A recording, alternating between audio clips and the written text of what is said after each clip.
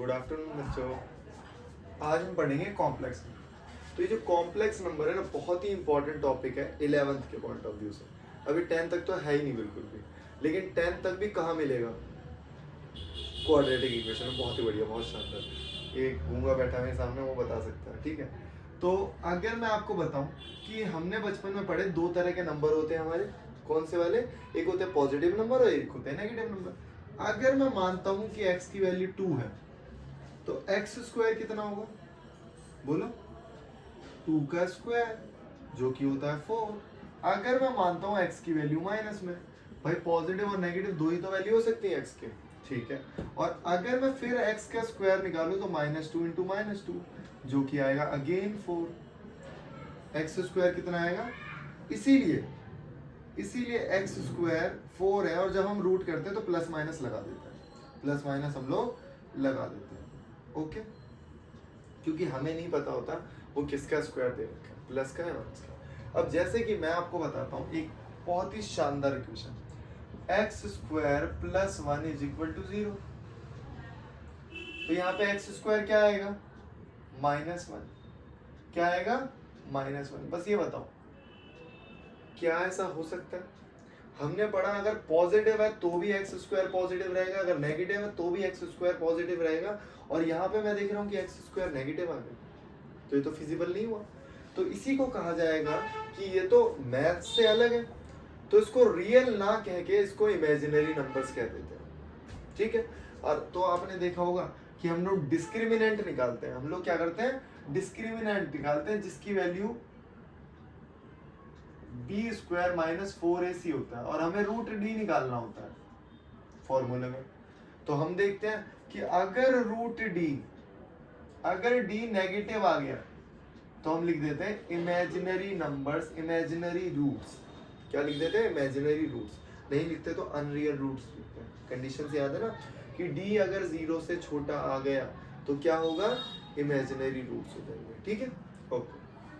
तो जैसा कि मैंने आपको बताया इमेजिनरी नंबर्स के बारे में, तो इमेजिनरी नंबर अगर मैं मान ले, इस साइड लिखा है √100, जो कि माइनस में। तो क्या मैं इसको ब्रेक करके ऐसे लिख सकता हूँ 100 इंटू माइनस में, और क्या मैं इसको ऐसे लिख सकता हूँ? तो हमेशा याद रखना ये तो हो गया 10, और इसकी रिप्रेजेंटेशन ही पढ़नी है हमें,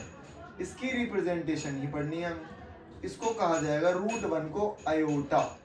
√1 को क्या कहा जाएगा? आयोटा। ये ग्रीक लेटर है, अभी आपने पढ़ा नहीं होगा, लेकिन हमेशा याद रखोगे कि -1 वो भी रूट में, उसकी वैल्यू क्या होगी? आयोटा। अब ध्यान से देखो।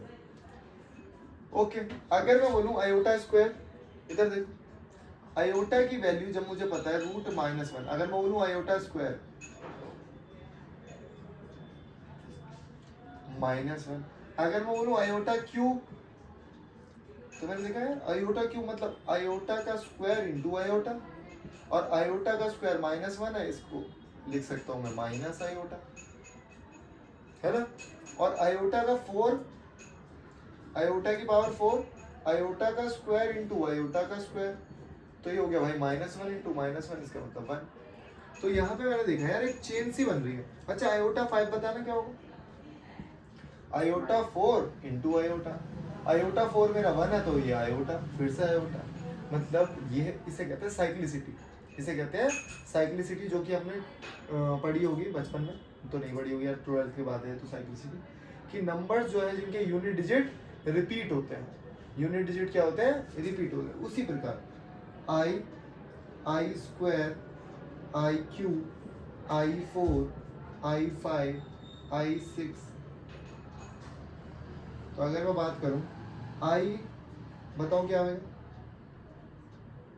आई रहे i square -1, i cube -i, I4 1, फिर दोबारा i -1, इस तरीके से ये चलता रहेगा। ठीक है, तो अगेन मैंने आपको जैसे कि बताया, ध्यान से देखना, इसको मैं लिख सकता हूं -1 इंटू 25, और इसको मैं लिख सकता हूं, या आप एक काम करो ना, बिल्कुल आसान, चलो पहले -1 ही लिख दो, -1 इंटू 16, और -1 क्या है, आयोटा। √25 5 इंटू प्लस था यार यहाँ पे, प्लस प्लस ये कितना आएगा 4i, तो ये कितना हो गया 9 है ना, मार्कर नहीं चल रहा है। तो यहाँ पे देखो, अच्छा ये क्या हो गया, बोलो बोलो, 2√2, इसको याद रखो अच्छे से, i इंटू √2i, i से i मल्टीप्लाई हो गया, अच्छा i का स्क्वायर हो गया, और ये क्या हो गया 4, तो -4, क्योंकि i का स्क्वायर क्या होता है -1। अब मैं इसको रूट को अंदर ले रहा हूँ, -25 अपॉन -5, माइनस कट गया, तो इसका आंसर तो नॉर्मल ही आएगा। किसी भी नंबर को हम लोग लिखते कैसे, देखो कई बार दिखेगा आपको x प्लस आई वाई, ये इसकी रिप्रेजेंटेशन।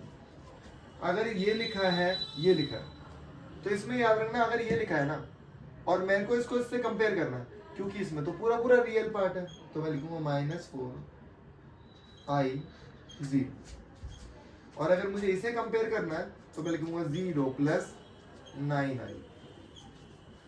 तो कभी कभार x और y की वैल्यू निकालने को आ जाती है, ठीक है। तो यहाँ पे मैंने कुछ वैल्यूज लिखी हैं। अभी मैंने क्या सिखाया था आपको, यार क्या सिखाया था कि i की पावर 4 होती है हमारी 1। तो मैंने आपको बताया ना साइक्लिसिटी है, क्या है ये साइक्लिसिटी। तो आपको कुछ नहीं करना है, जो भी पावर लिखी हुई है, जो भी पावर लिखी है आप उसे 4 से डिवाइड करो, और जो रिमाइंडर आएगा बस वही आंसर है हमारा। तो मैंने इसे 4 से डिवाइड किया, तो i बचा मेरा। क्यों, यहाँ देखो ध्यान से, क्या मैं इसको ऐसे लिख सकता हूँ,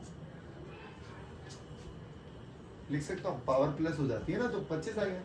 क्या मैं इसको ऐसे लिख सकता हूँ,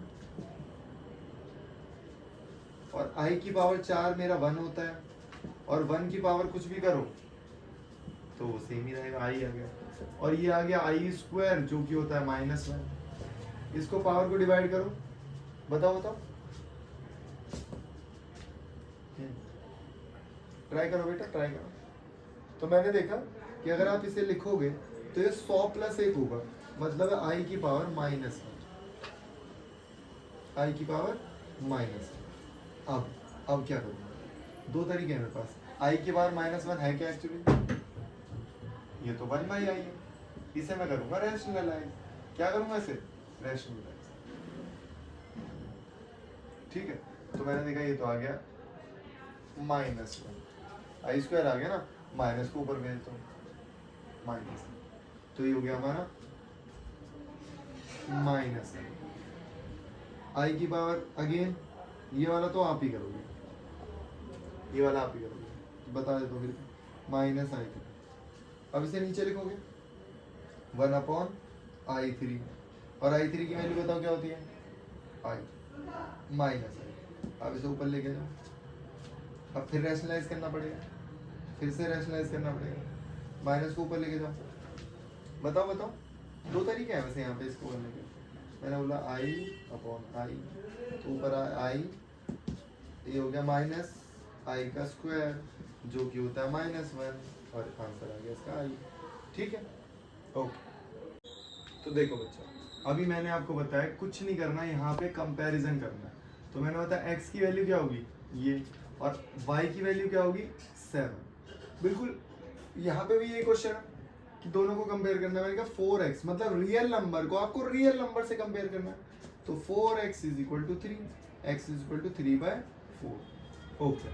अब इमेजिनरी नंबर को इमेजिनरी नंबर से कंपेयर करना है, और मैंने देखा यहाँ पे x की वैल्यू क्या है 3/4 - y 6, तो ये हो जाएगा कितना 9/4। उधर लेके जाओ 9/4 को, 9/4 4, 24 में से 9 गए 15, तो ये आ गया 15/4, दोनों वैल्यू आ गई।